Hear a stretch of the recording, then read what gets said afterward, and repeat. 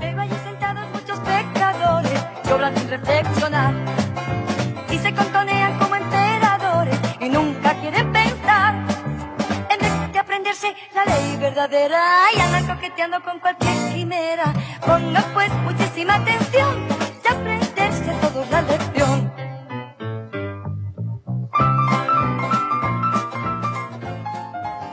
Seguimos avanzando en el programa. Estoy en la Iglesia en Casa y estamos en directo y nos encanta hacerlo entre todos este tiempo, así que vamos a esta escuela con la mejor actitud para compartir y aprender. Vamos ya avanzando en esta temática que nos ocupa este trimestre sobre Apocalipsis y estamos ya en la semana 5 y el título, La buena noticia del juicio. Mira, si hay algo en la Biblia que alguna vez fue claro, que es meridiano, es que Dios es un Dios que se va a sentar a juzgar. Es un Dios de juicio. Pero ahora bien, ¿qué tipo de juicio? Eso es lo que vamos a tratar un poco de compartir y de abordar. Pero antes nos gusta hacerlo siempre encuadrando el tema con el resumen que nos hace la Escuela Sabática Laica.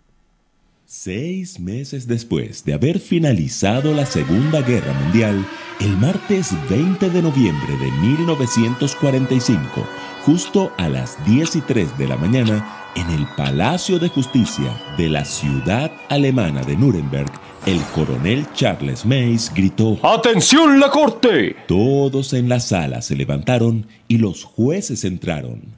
La hora del juicio había llegado. ¿Quiénes eran los acusados? 24 líderes nazis señalados de haber ayudado a Hitler en su maquinaria de destrucción y exterminio contra la humanidad. Los juicios de Nuremberg, ¿les parece que fueron una buena o una mala noticia? Imagino que para los criminales fue una muy mala noticia. Correcto. Especialmente para aquellos que nunca se arrepintieron y sabían de antemano que iban a ser condenados. Y supongo que para otros fue una buena noticia. Claro, para los países vencedores y para muchas víctimas del holocausto nazi, pero ¿sabían que para algunos acusados el juicio resultó ser una buena noticia? Resulta que antes del juicio, muchos pedían que los 24 acusados fueran ejecutados sin un juicio previo. Pero cuando se dictó sentencia, el 1 de octubre de 1946, justo a las 2:50 de la tarde, 3 de ellos fueron declarados inocentes. Si pensamos solo en ellos 3, ¿qué podríamos concluir? Que el juicio les salvó la vida. Exacto. De no ser por el juicio, habrían sido ejecutados de forma arbitraria. Pero los juicios de Nuremberg ya pasaron a la historia y de lo que debemos ocuparnos ahora es del verdadero megajuicio en el que todos nosotros compareceremos, el juicio de Dios. Por eso, Escuela Sabática Laica presenta la serie 3 mensajes cósmicos, lección 5, la buena noticia del juicio. La Biblia es clara. Dios es un Dios de amor, pero también es un Dios de juicio. Abraham se refirió a Dios como el juez de toda la tierra. Salomón advirtió que Dios traerá toda obra a juicio juntamente con toda cosa encubierta, sea buena o sea mala. Pablo fue enfático al afirmar que cada uno de nosotros dará cuenta de sí a Dios. Y ahora el primer ángel de Apocalipsis 14 grita: Temed a Dios y dadle gloria, porque la hora del juicio ha llegado. Esto para muchos puede resultar aterrador. ¿Cómo nos defenderemos ante el que conoce nuestros más profundos secretos? Oigan bien, es hora de que dejemos de mirar el juicio de Dios como una mala noticia. ¿Por qué? Porque como los 24 acusados de Nuremberg, de no ser por el juicio, todos deberíamos ser ejecutados. La Biblia dice que la paga del pecado es muerte, y aquí todos somos pecadores. Es gracias al juicio que una parte de la humanidad será declarada inocente y recibirá la vida eterna, y eso hace del juicio de Dios un juicio de esperanza. Sí, el conflicto cósmico entre Cristo y Satanás, que es la verdadera guerra de las galaxias, terminará con un juicio. Pero salir victoriosos de ese juicio no es tan difícil como muchos piensan. Por eso la pregunta de esta semana es: ¿qué escenas de la Biblia nos dan esperanza frente al juicio de Dios? Primera escena: Libro de Daniel, capítulo 7. ¿Cuál es el libro profético del Nuevo Testamento? El Apocalipsis. ¿Y el del Antiguo Testamento? El libro de Daniel. Estos libros son complementarios. Correcto. Si fueran películas, harían parte de una misma saga y tendríamos que mirar ambas para entender la trama completa. En Daniel 7, al profeta se le muestra el surgimiento y la caída de los reinos de este mundo y luego la escena del juicio. Miremos qué fue lo que le mostró Dios a Daniel en visión. Estuve mirando hasta que fueron puestos tronos, y se sentó un anciano de días, cuyo vestido era blanco como la nieve y el pelo de su cabeza como lana limpia.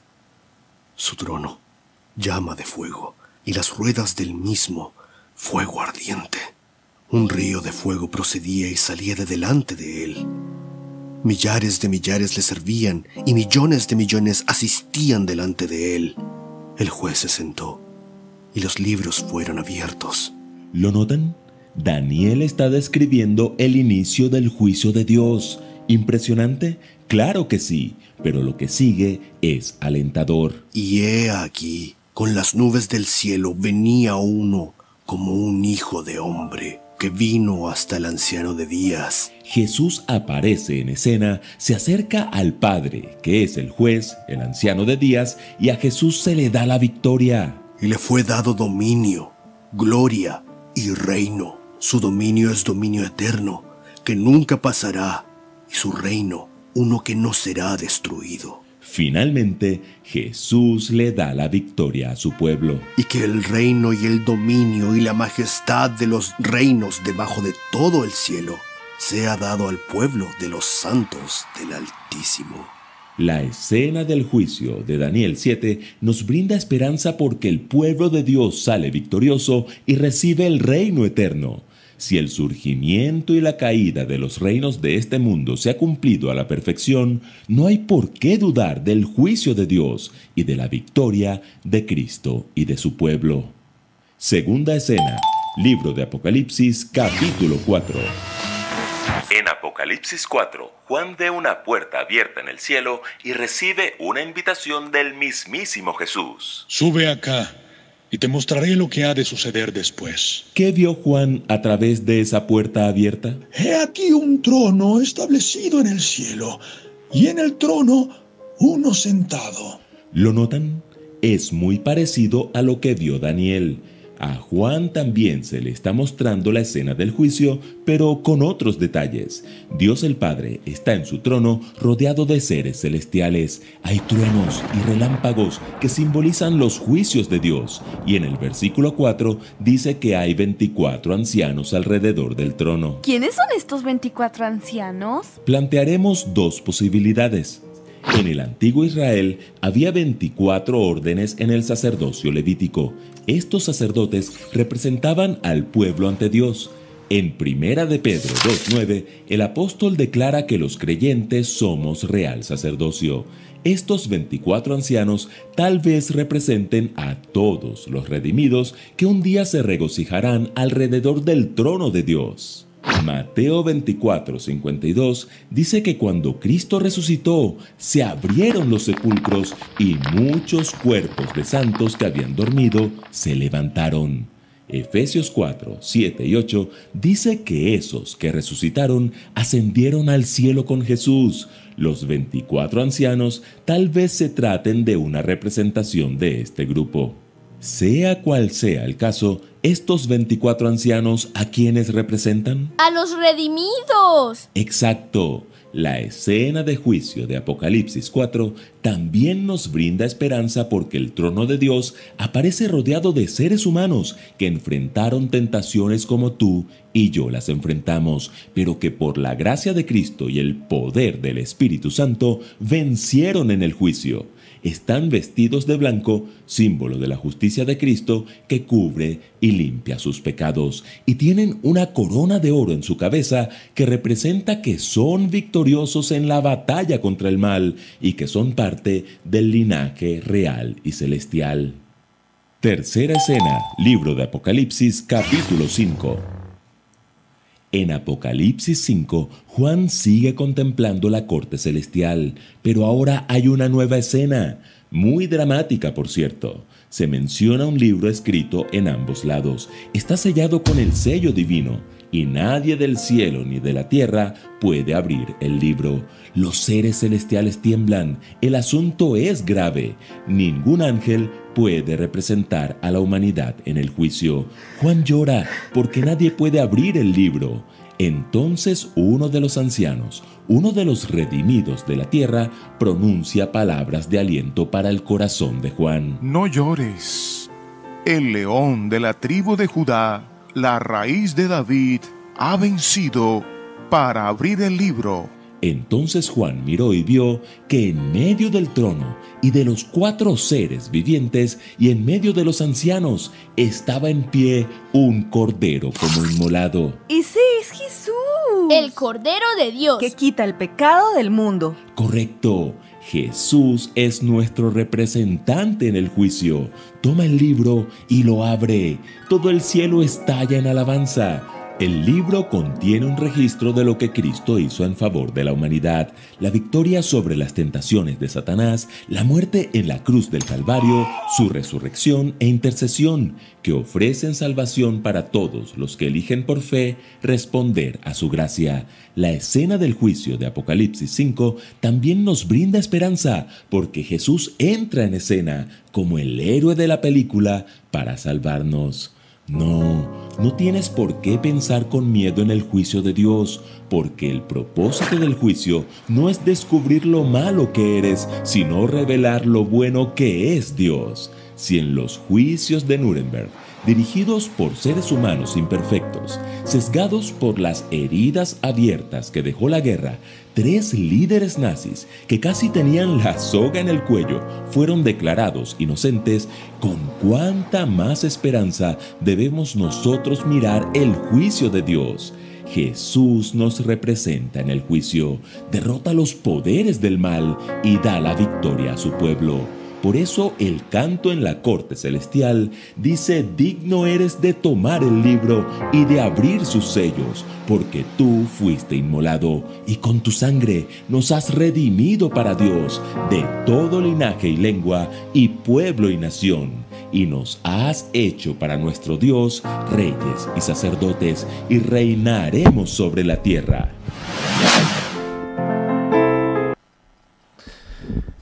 Pues seguimos, avanzamos después de que la Escuela Sabática Live nos haya regalado este resumen. Vamos a abordar lo que es la temática y a compartir entre todos nosotros, que es lo interesante. Abordaba y ha tomado como punto de partida los juicios de Nuremberg. Fue el primer juicio con una corte internacional, ¿no? Ahora parece que estamos un poco ya más habituados, ¿no?, a ver en las noticias, pero fue el primero de la historia. Y vamos a hablar del último, que será internacional, del último de la historia. Intergaláctico. Sí, intergaláctico, dice Richard. Así es. El tema es que hay un juicio, ¿verdad? Eso no todo nos gusta para empezar, ¿no? Que eso de un juicio, a todos nos gusta hablar de Jesús, el Jesús que caminaba con sus sandalias, que nos contaba parábolas, que nos hacía milagros, que resucitaba a sus amigos, es decir, ese es muchas veces el que nos atrae, ¿no?, el Jesús de los evangelios. Pero así de repente, si me hablas de un Jesús que está en un juicio, que se pone a abrir sellos, libros, que un cordero, ¿es fácil perderse o es fácil ponerse un poquito a la distancia? Y sin embargo, el apóstol, que es el mismo que lo vio y que vio caminar por esas tierras de Palestina, que caminó con él, que se sentó a su mesa, es el mismo que lo ve, que lo identifica y que lo ve en esa función. Vamos a hablar un poco de eso. Dice Apocalipsis 14:7, que es el versículo sobre el cual vamos a pivotar. Decía con fuerte voz este ángel: temed a Dios y dadle gloria. Temed a Dios y dadle gloria. ¿Ven? Hablábamos en la semana anterior. ¿Por qué? Pues dice, porque ha llegado la hora de su juicio. Adorad al que hizo el cielo y la tierra, el mar y los manantiales de agua. Vamos un poco a hablar sobre esto. Primera cuestión que hay que poner. ¿Qué tipo de juicio es el que aquí se plantea? Antes de poner esa primera cuestión. Pon la precuela, Richard. Que lo has dicho, hay un juicio. Hoy en día que hay grupos que niegan que existirá un juicio o que va a ser una pantomima, ¿vale? La escena es una escena seria, es una escena solemne. Cuando ese ángel proclama, temed a Dios y dadle gloria, no es un... esto es una pantomima que vamos a hacer aquí, pero de juicio no hay nada. Esto, cuidado, porque podemos meter en la Biblia todo lo que queramos, pero en la Biblia está claro, hay un juicio, y es un juicio serio. Es una cuestión determinante en la historia de la humanidad, y se le da solemnidad y suficiente importancia como para que 2 veces se repita esta visión. Nos lo explicó la Escuela Sabática Laic en Daniel y en Apocalipsis, mensajes complementarios para que tomemos la suficiente importancia sobre el asunto. Es muy importante, es determinante, pero entonces a alguien podría decir, ¿y qué tiene de bueno esto? Porque si es así, da un poco de escalofrío, no sé, Esther, ¿no? ¿Qué opinas? Porque el título es La buena noticia. ¿Es una buena noticia que haya un juicio? Claro, pero yo tiraba también para empezar por donde va Richard, ¿no? Porque la lección también nos dice que el juicio, y nos pregunta por qué, tiene un propósito. Y el juicio tiene que ser. De otra manera, pues claro, esto no tendría ningún sentido. Y es muy curioso porque a mí fue algo que me hizo pensar y es lo que evidentemente a mí me hace formar parte de la historia, ¿no? y de esta parte de la película, ¿no? Y ahora hablaremos además de la solemnidad, porque ahora estaba viendo además lo de cómo lo explicó la Iglesia en casa y se me estaban poniendo los pelos de punta, pero en el sentido de decir, wow, qué momento, ¿no? Y qué escenas tan bonitas. Pero fijaos, por alguna extraña razón, ¿verdad? Nos ha llevado la lección a Salmos 51. Y del 1 al 4, aquí es donde entiendo yo que forma parte de esta historia y que el juicio es necesario. Y dice David, ten piedad de mí, oh Dios, conforme a tu misericordia. Conforme a la multitud de tus piedades, borra mis delitos. Lávame a fondo de mi maldad y límpiame de mi pecado. Porque yo reconozco mis delitos y mi pecado está siempre delante de mí. Contra ti solo he pecado y he hecho lo que es malo delante de tus ojos. Y dice, así que eres justo cuando sentencias e irreprochable cuando juzgas. Pues aquí es donde yo formo parte de la historia. El juicio es un juicio, ahora hablaremos de ello seguramente, ¿no? Que en realidad está poniendo en valor lo que ha sido el pecado original, porque a quien se juzga es a Dios, no al ser humano, pero yo formo parte de ese conflicto y por lo tanto el juicio es necesario para mí. Para que yo viva, tiene que haber juicio. Tiene que haber juicio. ¿Estás de acuerdo, Richard, con esto? Tiene que haber ese punto culminante. Estamos hablando del final de la historia, ¿no? Porque tenemos el comienzo del Génesis y ahora nos hemos ido al final. Y el final termina así, concluye así. Es imprescindible para mí por 3 cuestiones. La primera, porque en este juicio se vindica a Dios. O sea, Dios es amor y Dios es justicia. Y se va a declarar en ese juicio. Luego más adelante lo veremos. El protagonista no es el reo, no soy yo. No lo somos nosotros. El protagonista es Dios. Primera cuestión importante esencial. A quien se vindica es a Dios. Y Dios va a demostrar con cada uno de nosotros, con cada persona, que ha sido amor y ha sido justicia. Cuando se revise, porque a veces decimos, va a haber un juicio, se revisa la vida, no sé quién. ¿Es pecador? Sí, claro, estamos condenados al pecado, pues entonces, ¿confío en Jesús? No, culpable, ala, despachado. No, ahí no se ve indicado a Dios. Cometió pecados y Dios intervino en su vida. ¿Cuántas veces Dios ha llamado amorosamente? ¿Cuántas veces Dios estuvo ahí y fue rechazado una y otra vez? A quien se vindica es a Dios. Dios ha actuado con amor eterno, con cuidado con cada persona, con cada ser humano. Ha intentado intervenir en la vida de todos y cuando le rechazamos, entonces nos perdemos porque Dios tiene que actuar con su justicia. Y cuando le aceptamos, Dios nos perdona porque actúa con justicia también, porque pagó ya en la cruz por nuestros pecados. En este juicio a quien se vindica es a Dios, que Dios es amor y es justicia. Segunda consecuencia, como resultado de esto, yo puedo obtener salvación. ¿Verdad? Si yo estoy condenado, todo aquel que ha pecado está condenado. No es un juicio en el cual se nos va a condenar, es que ya estamos condenados. Solo cuando ocurra ese juicio, Jesús dice, es que es verdad, Richard se equivocó miles de veces y el Espíritu Santo intervino en su vida, le llamó al corazón y aceptó. Y por cuanto aceptó, yo he puesto mi vida por él y le declaro salvo. Segunda consecuencia, solo puedo obtener salvación si hay un juicio, si no estoy condenado. Para no perderme, esa es la segunda cuestión. Esa es la segunda. La primera, Dios es vindicado. Segunda, solo puedo obtener salvación si existe juicio. Y dime la tercera. El juicio acaba con el pecado definitivamente. Necesitamos que termine la cuestión del pecado. Necesitamos una solución definitiva. Esa afrenta que se levantó necesita que se extermine para siempre. Y eso solo se producirá si hay un juicio, si todo queda... Los libros son abiertos, si todo queda claro, si todo queda expresado, si todo el mundo tiene el resultado de lo que quiso, y el resultado de lo que quiso es o me aferro a mi Señor o he decidido vivir independiente, y vivir independiente significa dejar de existir. Y el pecado tiene un fin. Es necesario ya que eso ocurra. Para que ocurra todo esto, tiene que haber un juicio. El juicio es necesario por esas tres cuestiones. Hay algo que también me llama la atención del autor de la lección de esta semana, y es que me da la sensación, que no lo pongo yo el subtítulo, de hay un plan. Esto forma parte de un plan. Es decir, el año pasado, por ejemplo, yo que sigo la Fórmula 1, que soy de Alonso, él se encargó, o el marketing que lo rodeaba, de tengo un plan, ¿no? Hay un plan, ¿no? En el desarrollo del coche, de la escudería y tal, ¿no? Por aquello de que van a terminar llegando los resultados. Al final, los resultados es que se ha terminado cambiando de escudería. A mejor para él, parece ser.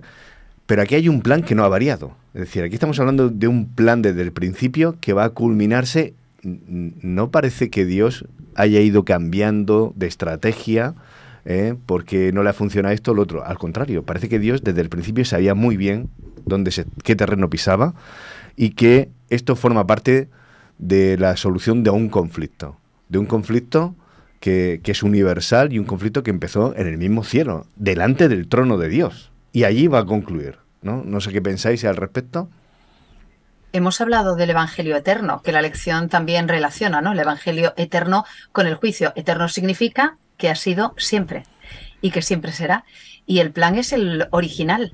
Desde antes de la fundación del mundo ya sabíamos que estaba preparada la forma de que pudiéramos obtener salvación. Y esa forma vuelve a ser efectivamente el plan del protagonista del juicio. Ahí está Jesús, del que ahora hablaremos también, cumpliendo una función primordial como ese cordero inmolado, que una vez más es simbolizado ahí, ¿no? En esa escena. El Evangelio ha sido siempre el mismo. La solución para el pecado ya sabemos cuál es, y ha sido siempre la misma. Está planeado desde el principio. Ahí es donde yo quería llevar, porque estoy oyendo a los dos, y yo también quiero meterme en eso, que a veces no es fácil. Es decir, relacionar evangelio, porque a todos nos gusta el evangelio, ¿no? A los evangelistas, los evangelios, ¿no? Se nos llena la boca, ¿no? A un cristiano, el evangelio, ¿no? Dale el evangelio, ¿no? Se lee, me han dado el evangelio.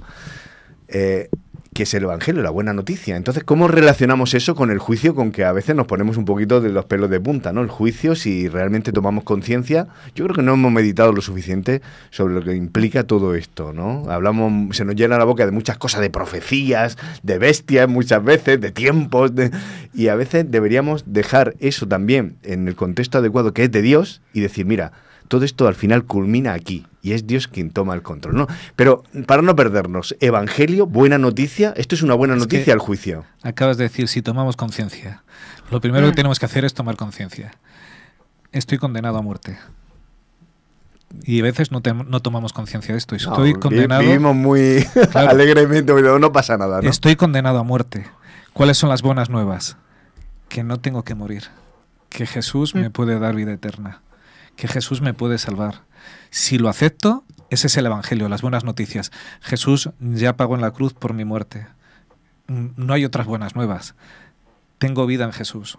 Lo que pasa es que a veces no somos conscientes de que estamos condenados a muerte, de que somos muertos vivientes, que si no aceptamos a Jesús, no hay salida para mí. Entonces, a veces me creo dueño de mi vida, Señor, ¿verdad? Señor de mi existencia, y no soy consciente, no tomo conciencia de lo que estoy condenado a muerte. Solo en Jesús puedo obtener vida. Esas son las buenas nuevas. Solo en Jesús puedo volver a casa, puedo disfrutar de una vida plena tal y como Él me creó, una vida para vivirla junto a Él eternamente. No, y además, a veces parece curioso, ¿no? Los seres humanos somos muy paradójicos, porque en condiciones normales, si damos una vuelta a nuestro alrededor, vemos un informativo cualquiera de cualquier día, nos damos cuenta de cómo está el mundo. Yo no sé vosotros, aunque lo imagino, pero yo estoy deseando que el mal termine. Estoy deseando que no haya enfermedad, muerte, hambre, crueldad, injusticia, exclusión social y todo esto que estamos viendo todos los días. Nos olvidamos muy fácilmente de lo horrorizados que estamos de vivir en este planeta lleno de enfermedades, lleno de contaminación, lleno de muerte, ¿no? Lleno de destrucción. Cuando efectivamente yo me paro un momento y digo, ¿pero qué es esto? ¿Qué porquería de mundo es este? ¿En qué estamos convirtiendo y hemos convertido este planeta? ¿Cómo está de degradado el ser humano?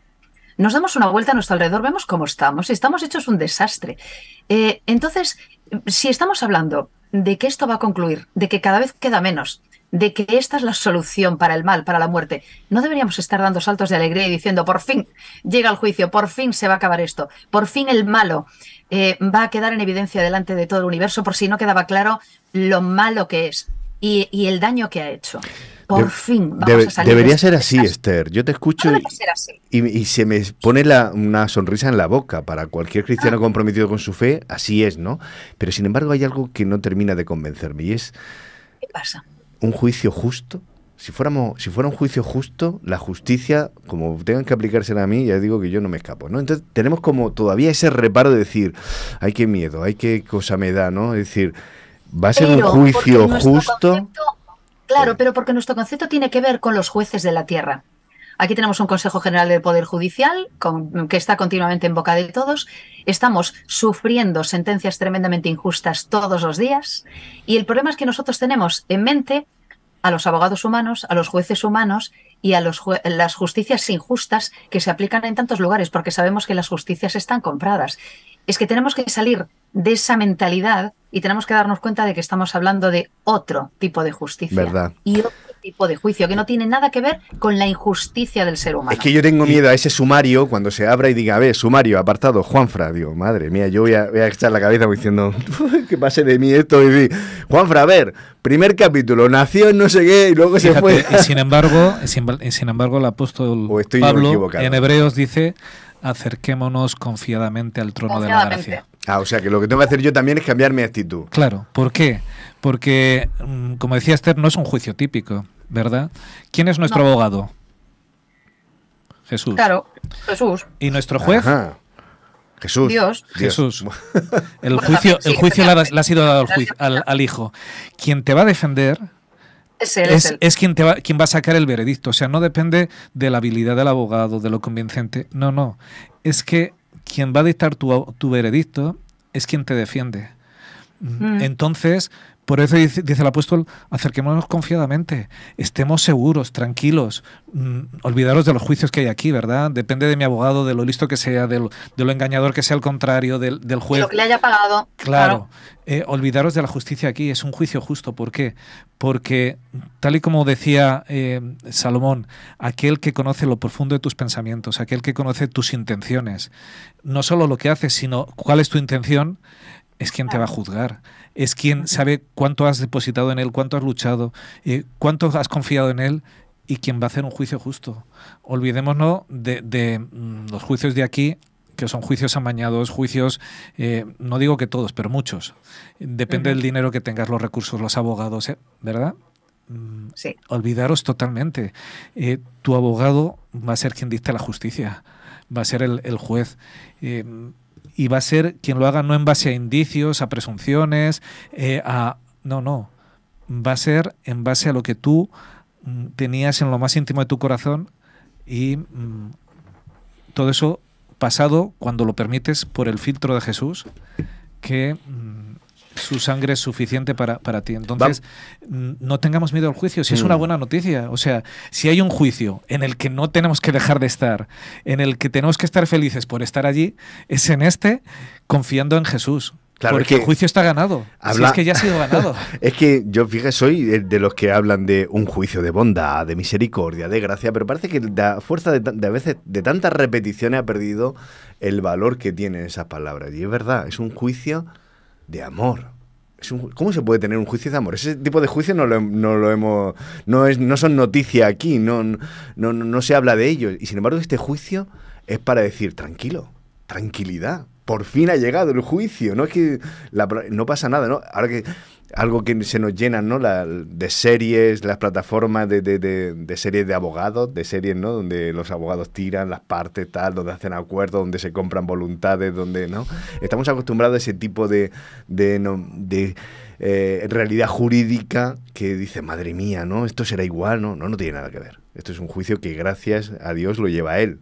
Y es un juicio de amor, es un juicio de amor. Yo quisiera avanzar, porque es algo también interesante que plantea la temática de esta semana, la relación entre el libro de Daniel y el libro de Apocalipsis. Es decir, tanto Daniel como Juan, en la isla de Patmos, ven la misma escena y lo relatan de forma diferente, ¿no? O por lo menos con matices diferentes, ¿no? Es muy enriquecedor, ¿no?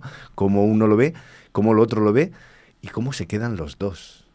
Porque recordáis que Daniel, después de esa visión, hizo ayuno porque se quedó impactado. Y claro, aquí vemos a Juan también, que dice una de las veces dice que lloraba, pero vamos, sin contención, ¿no? Cuando alguien no puede reprimir. ¿Qué se estaba poniendo en juego para estas dos personas que estaban tan conectadas con Dios y que podían empaparse un poco de todo lo que había y sin entenderlo plenamente? Fíjate que a veces decimos el juicio es buenas noticias, es verdad, es cierto, son buenas noticias. Es algo que no nos tenemos que perder, es algo gozoso, pero cuando los dos ven el juicio, los dos quedan conmocionados, ¿verdad? A mí hay una imagen que me ha tocado profundamente esta semana, y es que cuando se abre en ese juicio, cuando nadie puede abrir el libro y se va a abrir, es el cordero inmolado, ¿verdad? Es ese cordero sangrando. Y cuando tú piensas en la escena del juicio, es verdad que yo estoy muy feliz de que mi abogado y mi juez sea Jesús, él mismo. Pero a veces no somos conscientes de que Jesús, que es Dios, el Dios del universo, el que está sentado en ese trono excelso que se le describe, un trono de fuego, ruedas de fuego, rodeado de miles de millares que le adoran, ese Jesús quien tuvo que venir y se muestra en el trono como ese cordero sangrante que tuvo que derramar su sangre por mí, que tuvo que morir por mi torpeza, por mi pecado. A veces se nos olvida esa parte de la escena en la cual yo creo que cuando ellos lo ven quedan conmocionados. ¿Cómo es posible que Dios nos ame tanto? ¿Cómo es posible que nosotros seamos tan torpes? ¿Verdad? Cada vez que pecamos, que se nos olvide que el Dios del universo tuvo que venir y sufrir aquí, ser humillado, ser tentado por Satanás, ser machacado, derramar su sangre para que yo a veces no lo tenga ni en cuenta o viva una vida sin la prioridad clara en mi cabeza.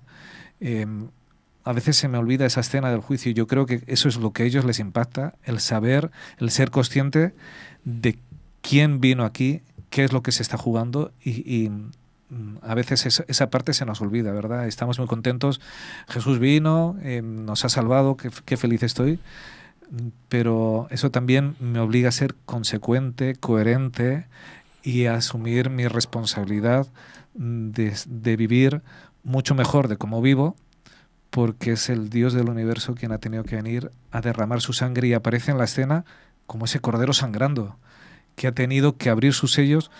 Ese libro, que es el libro de la bondad, de la gracia, lo abre por medio de su sangre. Ha tenido que derramar su sangre y a veces, yo no sé si todos los cristianos en todo momento somos conscientes de ello, pero yo creo que a veces somos muy inconscientes y vivimos muy ligeramente, un poco happy flower. Claro, ¿verdad? Sí, alejado de esto. Se nos olvida de esa realidad. Pero es justamente... Es posible que... ¿Sabes qué me ocurre? Probablemente muchas veces corremos el riesgo, yo lo pensaba esta semana, ¿no? Cuando describimos todas estas escenas, porque la verdad es que volver otra vez, ¿no?, a Daniel y Apocalipsis y ver esta escena, ya nosotros que la estamos leyendo únicamente, que no la hemos visto, ¿no?, nos sobrecoge. Y yo pensaba mucho en esto, ¿no?, que han podido sentir, porque eran seres humanos como yo, ¿no?, Daniel y Juan, cuando pudieron pues acceder, ¿no?, a estas visiones y bueno, cuál pudo ser su impacto, el impacto físico. De hecho, efectivamente, como estabais comentando, pues la lección nos recuerda y la Biblia nos dice, ¿no?, que efectivamente tuvieron un impacto físico, incluso se sintieron mal, estuvieron pochos, porque Daniel estuvo como enfermo, ¿no? Y efectivamente Juan no era capaz de dejar de llorar hasta que entendió lo que iba a ocurrir y vio las siguientes escenas, ¿no? Pero, ¿sabéis? Yo creo que a veces cuando hacemos un estudio y nos acercamos a Daniel y Apocalipsis desde una perspectiva únicamente teológica, ¿no?, y bueno, pues explicamos todo y lo vemos todo y lo visualizamos como si fuera una película, corremos el riesgo de no ubicarnos, de no situarnos en la escena. Porque claro, si es algo que no tiene nada que ver conmigo, yo lo puedo ver como una película más o menos llamativa, puedo incluso imaginármela, ¿no?, y puedo dibujarla y puedo hacer una escena, pero es que yo también formo parte de esa escena. Y de alguna manera yo estoy ahí. Bueno, de alguna manera no, es que yo estoy ahí, también estoy dentro de la escena. Y yo creo que a veces nos falta esto. ¿Dónde estoy yo? ¿Dónde me sitúo? ¿Qué significa esta escena para mí? ¿Dónde estoy yo? Yo estoy en ese grupo de, ¿no? Es curioso, pues eso, ¿quiénes son los 24? Bueno, iremos poco a poco sabiendo quiénes somos, pero en principio estamos ahí, ¿no? Los seres humanos o parte de la humanidad está ahí cumpliendo una función, pero ¿y yo? ¿Forma parte de mi vida? Como acabas de decir, Richard, ¿esto impacta en mí de forma que yo siento que soy parte de la historia? ¿Yo cambio y hago que mi vida efectivamente se adecue a esto? ¿Yo he recibido a ese cordero inmolado realmente como mi intercesor en esa escena? ¿O sencillamente estoy mirando que pase la película y esperando que todo acabe, que vuelva y yo me voy para allá? ¿Qué me dice a mí? ¿Cómo impacta en mi vida? Porque si esta escena no impacta, tampoco se la podré contar a otros. ¿Qué mensaje les voy a dar yo si esa escena al final para mí no es más que la escena de una película? Claro. Podemos situarnos, como dice el Evangelio, que al final de la historia seguían comiendo y bebiendo mientras llegó el fin, ¿no? Podemos ser como uno más que lo arrastra la ola sin saber que, sin estar medio preparado. Nunca vamos a estar totalmente preparados, pero darnos vislumbre. Yo creo que Dios quiere que vayamos, ¿no?, un poco en esa dirección. Daniel, cuando lo ve, y quiero leer capítulo 7, versículo 9, dice: mientras seguía mirando pude ver cómo colocaban unos tronos y cómo se sentaba un anciano, con ropa blanca como la nieve y cabellos que parecían lana purísima. Su trono como llamas y las ruedas que lo sostenían fuego ardiente. Tiene que ser impresionante. Es la manera que entiende Daniel de cómo describir la escena, que nosotros seguramente lo haríamos de otra manera, ¿no? Porque nosotros ya estamos más habituados a los efectos especiales y a las luces de colores, que supongo que a Daniel lo dejarían... Pero fíjate que en sus palabras no puede describirlo, porque él dice es como fuego. Claro. Cuando vi un mar como de cristal, venía uno como el Hijo del Hombre. O sea, lo intento escribir, pero no tengo palabras para ver aquello, no soy capaz. Yo quiero recoger tanto el principio de la escena como el final, y ahora si acaso lo vemos también con Juan. Pero Daniel al final del capítulo 7 dice: y el pueblo de los santos del Altísimo recibirá la soberanía, el poder y la gloria de todos los reinos que existen bajo el cielo. Su reino será eterno y todos los poderes le obedecerán y estarán a su servicio. Y después de ver esto, que es el final, es la culminación, él se queda, pues como me quedaría yo, ¿no? Aquí termina el relato. Yo, Daniel, quedé preocupado con todas las ideas que me bullían y hasta se me mudó el color del semblante, o sea que le afectó físicamente, al tiempo que guardaba en mi corazón todas aquellas cosas. Imagino porque hasta que las pudo digerir y ponerlas por escrito en este capítulo 7. Pero yo quiero concentrarme en esto porque está viendo el final de la historia y ahora lo relacionamos con lo que nos interesa y con la temática de Apocalipsis 4 en este sentido, ¿no? Que, bueno, podemos ir también acercarnos, ¿no? Porque dice Juan, y ahora vamos a la isla de Patmos y vamos 2000 años después, o 1000 y pico. Después de todo esto tuve una visión, vi una puerta abierta en el cielo y alguien que me dijo: sube aquí, voy a mostrarte lo que tiene que suceder en adelante.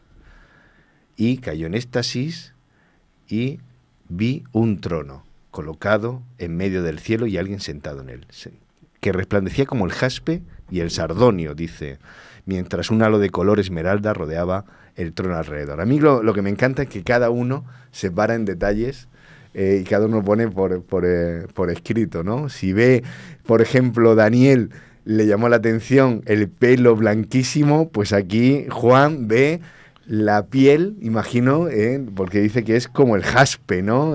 Habéis visto esas piedras que son tan suaves, ¿no? De color así, el jaspe, creo recordar que un poco anaranjado, amarronado, así que imaginaos, ¿no? Cada uno ve. Pero realmente al final nos lleva al mismo punto, y es que nadie como tú merece recibir la gloria, el honor y el poder. Tú has creado todas las cosas y conforme a él fueron creadas. Al final, ¿esto cómo termina? Porque es lo que yo quiero dejar un poco eso en el ambiente. Una celebración. Los hijos de Dios vuelven a casa. ¿Sabes? A mí esta semana me ha impactado pensar en la parábola del hijo pródigo. ¿Qué diferencia hay entre el trono de Dios y la tierra? ¿Os acordáis? Vuelve el hijo pródigo y el padre le va a hacer fiesta. ¿Y qué hace el hermano? Se enfurruña, se enfada. Pero ¿cómo que ha hecho todo no quiere esto? entrar. El hermano mayor. ¿Cómo le vas a dar, verdad? Llevaros esa imagen al cielo, porque eso nos está contando esta semana justamente eso. Los hijos pródigos regresan a casa. ¿Y qué hace el resto del cielo? Se alegra. Están felices. Han vuelto a casa. Yo a veces digo, es que no entiendo cómo Dios nos quiere tanto, porque si yo tuviese que volver al cielo, el sitio que merezco es una esquinita por ahí, porque he sido un rebelde a Dios, no merezco lo que Dios promete. Y Dios dice, no te vas a una esquinita, te sientas aquí conmigo, eres considerada familia mío, te voy a dar todo el honor, pero es que además el resto de los seres caídos lo aceptan, lo quieren, están felices, no tienen problemas de celos, no le dicen, oye, que nosotros hemos permanecido fieles. Y me parece una escena tan distinta a esa parábola, pero tan enriquecedora del ambiente que hay en el cielo, de cómo conocen el amor de Dios, de todo lo que se ha resuelto en este juicio, que han entendido cómo Dios ha sido amante con cada ser humano. Con cada ser humano, no hay uno que vaya a ser pasado por alto en que Dios no intervino, que Dios no intentó llevarle de regreso a casa. Y como conociendo ese Dios de amor, están felices de aquellos que regresan, aquellos que vuelven, a mí me ha parecido espectacular, me ha parecido admirable por parte de Dios, por parte del resto de los seres no caídos, cómo conocen a Dios, cómo entienden a ese Dios de amor y cuánto nos falta a nosotros de entender ese Dios de amor que ama a cada una de sus criaturas. Yo me imagino muchas veces a esos seres celestiales, ¿sabes? Elena White tiene algún comentario que es muy interesante, ¿no? Cuando dice, por ejemplo, que el cielo guardó silencio cuando Jesús murió, por ejemplo, quedaron todos en estado...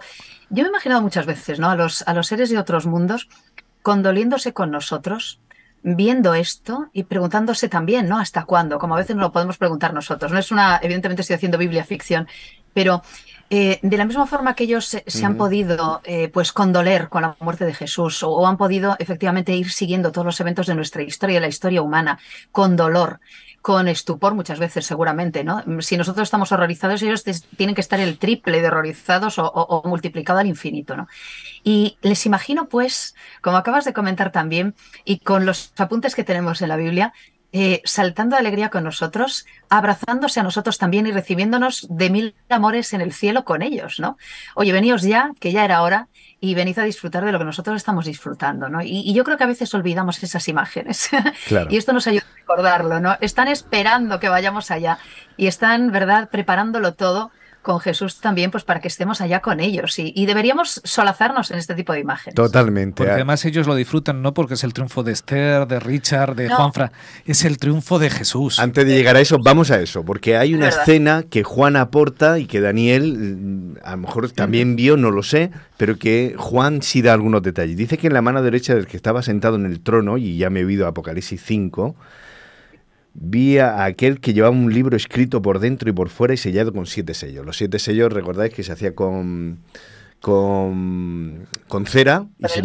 Con la cera esta. Sí, con cera y se le lacraba, ¿no? Y era la garantía de que aquello estaba cerrado, ¿no? Y dice un librito. Bueno. Que es pequeño. Pero vi a un ángel poderoso que preguntaba allí a los presentes: ¿quién es digno de abrir el libro y romper sus sellos? ¿Quién es capaz? ¿Quién está autorizado para poder abrir este libro? y no había nadie. Dice que ni en el cielo, ni en la tierra, ni en los abismos podía desenrollar el libro, ni siquiera mirarlo, ni siquiera mirarlo. ¿Qué libro? ¿Qué pondrá allí? ¿No? Eso lo dejamos ahí en la incógnita, pero entonces dice Juan que ante aquella situación rompió a llorar a lágrima viva, dice esta versión de la palabra, porque nadie era digno de abrir aquel libro, pero es que no hay nadie que lo pueda abrir. Bueno, pues como tenemos que ir ya terminando, y entonces aparece la figura, el cordero que estaba entre el trono, que parece que de repente aquel hijo del hombre se transmuta, no sé lo que vio Juan, pero ahora cuadra, ¿no? Es un cordero. Inmolado. Estaba en pie y mostraba señales de haber sido degollado, es decir, mostraba señales de haber sido torturado. ¿Quién puede cumplir todo esto? Y se acercó a aquel cordero, recibió el libro en la mano y, bueno, pues entonces cuando aquel que sí que es digno de desenrollarlo, de abrirlo, y entonces a partir de entonces se desata la algarabía, porque dice que empezaron a cantar a coro, ¿no? Un cántico nuevo, digno es de recibir el libro y romper sus sellos. Ha constituido un reino de sacerdotes que servirán a nuestro Dios, reinarán sobre la tierra, y entonces ya me conecta con lo que dice Daniel, ¿no? Que aquel pueblo le servirá. Es decir, sin duda están viendo lo mismo desde diferentes ángulos, de diferente grada, ¿no? Cada uno, y poniendo el acento en lo que cada uno le resuena. Pero qué escena más impactante, qué culminación más espectacular, por fin. Yo no me lo quiero perder. Y se abre un libro que había sido cerrado. ¿Os acordáis que a Daniel se le dice sella el libro? Porque es para el tiempo del fin. Aquí es donde yo me gustaría poner el acento, porque hablábamos del protagonista de todo esto, es Dios, es Jesús. Es aquí, Dios. Donde ese plan de salvación, donde hablamos del Jesús crucificado, muchas veces la cruz la ponemos como algo inevitable o algo que Jesús tuvo que sufrir porque, mira, apareció en un momento determinado de la historia en el que un poder dominaba y entre aquellos políticamente y socialmente, lo podemos dar una explicación así, ¿no? De que socialmente aquel hombre que se autoproclamaba diferente, pues bueno, los romanos lo justiciaron porque no querían... Bueno, sí, seguramente relato sí, pero aquí hay algo más. Es decir, si damos un pasito más, vemos que esto forma parte de algo mucho más universal, de que Dios tenía ese plan, de que Dios estaba al control, de que tuvo que de pasar ese trago, pero que esta apuntaba a este momento, ¿no? Y a mí me parece que aquí, estar aquí, poder degustar esto, poder ser parte de ese coro y decir, por fin, ya se me acaba, ya mira, se acaba todo esto. Nuestras vidas miserables, mediocres, nuestras vidas llenas de dolor, de roturas, por fin hay alguien que le pone una solución. Porque hablábamos de eso al principio, ¿no? Lo curioso de la historia, porque hay otros momentos en los que Jesús es presentado como una suerte de guerrero, ¿verdad? O como alguien que llega pues a caballo en una posición de lucha y bueno, pues de victoria, de vencedor y tal. Sin embargo, en esta escena es un momento extraordinariamente tierno, ¿no? Y bueno, que habla también de esa humildad, de esa mansedumbre, de esa calma, de esa tranquilidad, porque aparece un corderito. Es muy curioso, ¿no? Que justo en ese momento, a punto de hacer algo tan impactante, ¿no? Y que va a convertir a ese reino en un reino que no será destruido jamás, como dice también Daniel en uno de los momentos de la profecía. En ese momento aparece el Jesús Cordero inmolado, ¿verdad? Es algo como muy especial, es algo como muy tierno. Otra vez nos vuelve quizás a situar en ese momento de intimidad, ¿no? De ahí estás tú, fíjate, y en este momento de calma, de tranquilidad, nos imaginamos de silencio también, en el que se va a producir ese evento tan importante. Es curioso ese momento y ese Jesús, ¿verdad?, que se presenta justo en esa escena. Y fíjate que el mensaje es clarísimo. ¿Quién es digno para abrir este libro que no lo encuentro en el cielo, en la tierra? ¿No hay nadie digno? Solo aquel que se humilló, que se rebajó, aquel que fue humilde hasta llegar a ser el corderito, aquel que dio su vida, es el único que es digno. No hay ningún otro ángel poderoso, no hay ningún otro ser que no haya caído nunca, no. Solo aquel que, siendo Dios, se humilló hasta ser ese corderito, hasta hacerse el elemento más débil para morir en nuestro favor, es el único que es digno. Y todos estallan en júbilo, o sea, es espectacular. Bueno, entra el gran personaje en el estudio. Juan en el dice estadio, que había miles y miles, dice, no, millones y millones. Claro. Y además es que yo me imagino a Juan ahí porque dice, había silencio, él llora, no hay nadie, y de pronto entra Jesús. Bueno, pues cuando hay esa algarabía, y todo el mundo exclama en júbilo, impresionante. O sea, es una escena de esta, se me están poniendo los pelos de punta pero además solo de pensarlo. Pero además tenéis que no olvidar un detalle que no lo dice Juan, pero yo estoy seguro de que va a pasar. Y es que nos va a mirar, yo no sé cómo lo va a hacer, pero me va a mirar a mí y me va a guiñar un ojo cuando haya pasado todo esto, diciendo, pues sí, Juanfra, era por ti que hice todo esto. Por ti, por Richard, era por ti, Esther. Es decir, no va a ser alguien que está allí en un púlpito o en un estrado ajeno, ¿no? Como, no sé, cualquier estrella de rock o de o un político que está allí y somos comparsas o gente que va allí a rellenar el espacio, ¿no? Como muchas veces nos utilizan y nos quieren los grandes personajes. No, es que va a haber una complicidad de decir, nos va a mirar cada uno y va a decir, era por ti todo esto. Todo esto que tú ves, toda esta algarabía, todo esto, era por ti. Es que él tiene capacidad para hablar conmigo personalmente a la par y decirme fue por ti. Entonces, a la par que la tiene para hablar contigo. Cuando nos mira cada uno personalmente y cuando nos dedique ese rato a ponerse delante de cara a cara, ¿quién no se va a emocionar? ¿Quién no va a tirarle los brazos como diciendo, dame un abrazo? Hermano, padre, que compañero, podemos poner todo lo que queramos a Jesús. Pero ese es nuestro Jesús. El Jesús que caminó con nosotros, que camina hoy y que está diciendo, te llevo conmigo de la mano a ese momento culminante de la historia. No nos lo perdamos. Todo el que entre allí se va a sentir... Ni tengamos miedo, claro, evidentemente. Claro, por eso Apocalipsis, por más que nos machacan, por más que nos ponen visiones de terremotos, maremotos, de invasiones, de que todo, ¿no? De que se nos mueve no, todo lo contrario. Evidentemente no va a ser agradable y va a tener un punto en el cual va a ser un punto trágico y de mucho dolor. Pero donde todo apunta es a eso. Es un libro de esperanza, es un libro de buena noticia. Son las buenas nuevas. Y todo el que entre allí se va a sentir especial. O sea, a veces pensamos, bueno, Jesús dedicará su tiempo a Adán, a Moisés, a los discípulos, a los grandes. No.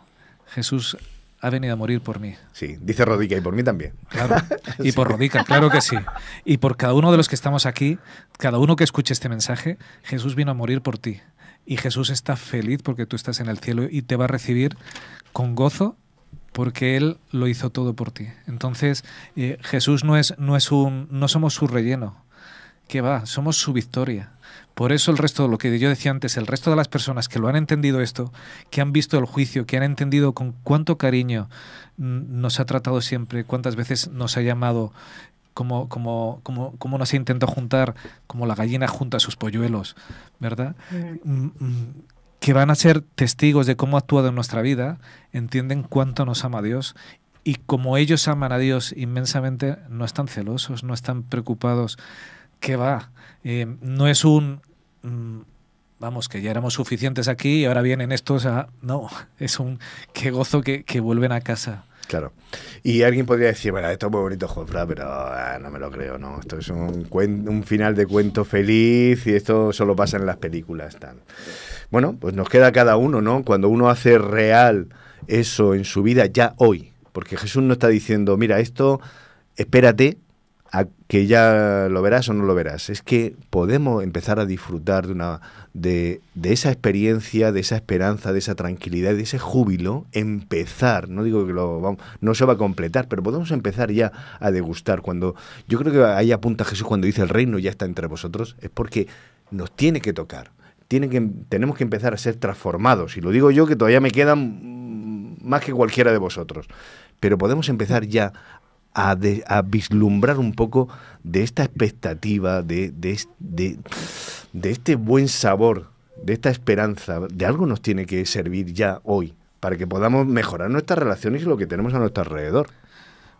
No nos queda mucho tiempo, pero mira, voy a aprovechar un comentario de López Vigo que dice: Jesús vino a morir por mí y yo voy a vivir por él. Ya, me gusta, porque esa es la actitud. O sea, él ha venido a morir por mí y yo voy a vivir por él. Yo voy a devolverle con mi vida ese servicio, esa ilusión, porque no voy a permitir que su sacrificio sea en balde. Él quiere tenerme en casa y yo quiero estar con él. No hay nada que impida entonces que yo vuelva a casa. Pero entonces, si ya ponemos el acento, nos dejamos de mirar un poquito nosotros y empezamos a mirar al verdadero protagonista, que es Jesús, no porque él me pida, que es el más happy de todo, dice, no, yo, o porque él lo necesite, sino porque despegándome de mi propia miseria, yo puedo avanzar. Es decir, si yo dejo de mirarme mi ombligo y puedo alzar la vista y mirar hacia Jesús, empiezan a pasar cosas. Dejo de autocompadecerme, dejo de ir por la vida como víctima, que muchas veces, ay, pobrecito de mí, ay, cuántas cosas malas me pasan, y empiezo a ver también, a ver al hermano, al que está, y ver la necesidad, y ver que es otro necesitado como yo. Entonces, cuando uno empieza a levantar la mirada y a ponerla en la dirección adecuada, empiezan a pasar cosas en tu vida. ¿En qué tipo de Dios creemos? ¿Qué tipo de Dios tenemos? ¿Es un Dios justo? ¿Es un Dios que me va a juzgar con justicia? ¿Es un Dios que ha hecho todo lo posible por salvarme? ¿O es un Dios que dice una cosa y luego hace otra? ¿Qué tipo de evangelio puedo, pues, contarle a los demás? Dependerá del tipo de Dios en el que yo crea. Y a veces, ¿verdad? Hay muchos cristianos que intentan hacer traducciones diferentes de la Biblia. Las visiones son claras. Se sabe quién es el que va a actuar, sabemos quién es el Cordero, sabemos cuál es el sistema, sabemos cómo es el santuario, sabemos cómo funciona, todo eso lo conocemos. Pues de ese Dios es de quien tenemos que hablar y esas buenas noticias son las que vamos a contar. Y todos aquellos que están inventando, como hemos también perfilado, doctrinas que no tienen que ver con esto, pues evidentemente se están equivocando y nos están vendiendo a un Dios que es otro, ¿eh? Y la Biblia no habla de él. Estas imágenes son bellísimas, son preciosas y si es verdad que creemos en ese Dios, en el Dios que ha hecho todo lo posible para salvarnos, no podemos estar más que felices, contentos y contarlo también de esa manera. Y así vamos a vivir, con esa actitud viviremos. Bueno, para hacer esto más real, yo quería un par de detalles, porque somos la Iglesia en Casa. ¿Y por qué hacemos iglesia? No solo porque estamos hablando de cosas que no sabemos ni vemos, pero que es bueno que meditemos y reflexionemos en ellas, sino porque también hoy ya tenemos que hacer que se note en nuestro día a día. Yo voy a poner un ejemplo que nos ponías tú, Esther, y mandar un saludo a los enfermos y a los que estáis restableciendo de vuestros procesos, ¿no? Aquí vamos como podemos todos en la vida, pero estamos para darnos calor. Podemos mandarle saludo personalizado. Claro. Fernando, que se ha roto un brazo, ahí están. Y ahí está con Caluca, están en el hospital de Montecelo, en Pontevedra, y nos dicen que están viendo la Iglesia en Casa, pues desde el hospital. De manera que nada, un beso, Fernando, mejórate, y gracias por hacernos llegar esta imagen. Ahí está. ¿Ves? Pues por eso le mandamos un abrazo a Fernando y le deseamos por la más pronta recuperación. Pero también quería poner otro ejemplo para que veáis cómo podemos ayudarnos entre nosotros. Y es que me escribía Nelly desde Bolivia diciendo, tengo a mi hermano allí con vosotros y le he dicho que se acerque allí pues para pasar el día porque quiere estudiar la Biblia y quiere tener una iglesia. Y le he dicho, claro que sí, estamos aquí para atenderlos. Y le mandamos un abrazo a Nelly, que además está conectada, y su hermano Héctor, que me parece que hoy va a estar con nosotros, a ver si en la iglesia lo pueden recibir y esperamos que podamos darnos calor. Para eso estamos. Son dos ejemplos de lo que la Iglesia en Casa, de lo que una comunidad, de lo que es capaz de hacer. No solo hablar, no solo meditar, no solo reflexionar, que es necesario. No solo teoría. Claro, no solo lo que dijo, se lo dijo Jesús, se lo dijo Dios a Josué, medita de día y de noche en este libro y está hablando de las Escrituras para prosperar. Pero no solo eso, sino estamos llamados a relacionarnos, a abrazarnos, a cuidarnos, a apoyarnos, a darnos aceite. Mientras llega esa culminación de la historia. Y a darnos ilusión y a transmitir cosas bonitas. Claro que sí. Y además, a aterrar y a preocupar a la gente con profecías bestiales. Si mis hermanos de los mundos no caídos están deseando que yo vuelva a casa, están deseando abrazarme, oye, ¿cuánto tengo que estar yo deseando que mis hermanos y mis compañeros de este mundo caído vengan a conocer las buenas noticias de Jesús, vengan a unirse para llegar juntos allí a ese trono celestial? Aquí hay sitio para todos.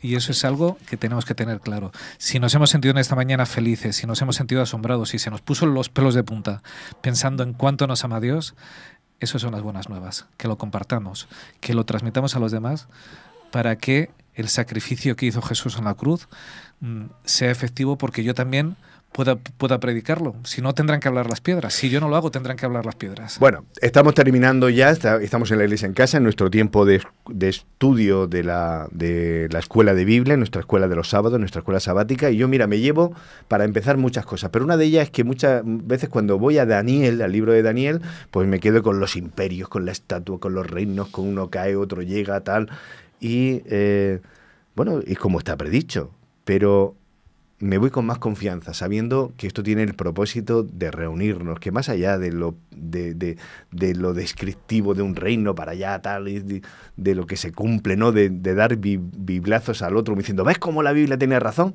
Por encima de eso está el Dios que me busca, el Dios que me llama, el Dios que dice, esto no te lo pierdas, ven conmigo. El Dios que te ama. Sí.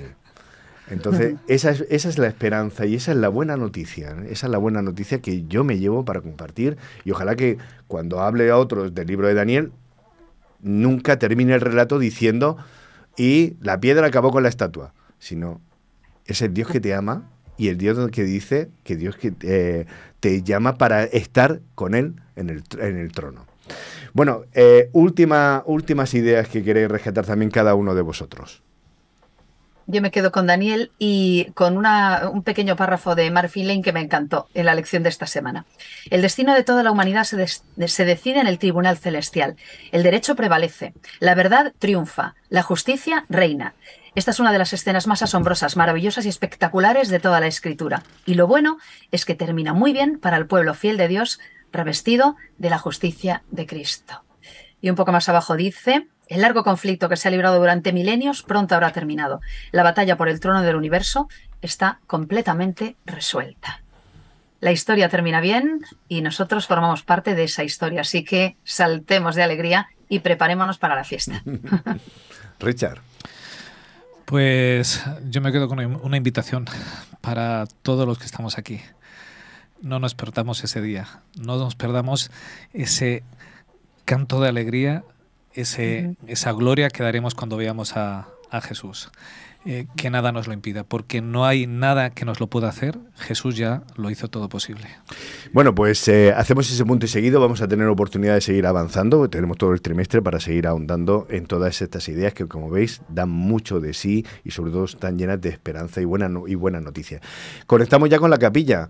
Nos vamos a colar en lo que es por una rendija, en lo que es la iglesia, y vamos a escuchar el sermón que hoy nos ha preparado José Antonio. Luego volveremos para terminar el programa en nuestra zona mixta. Juan Luis, tu turno. Pero hay sobre todo un trocito.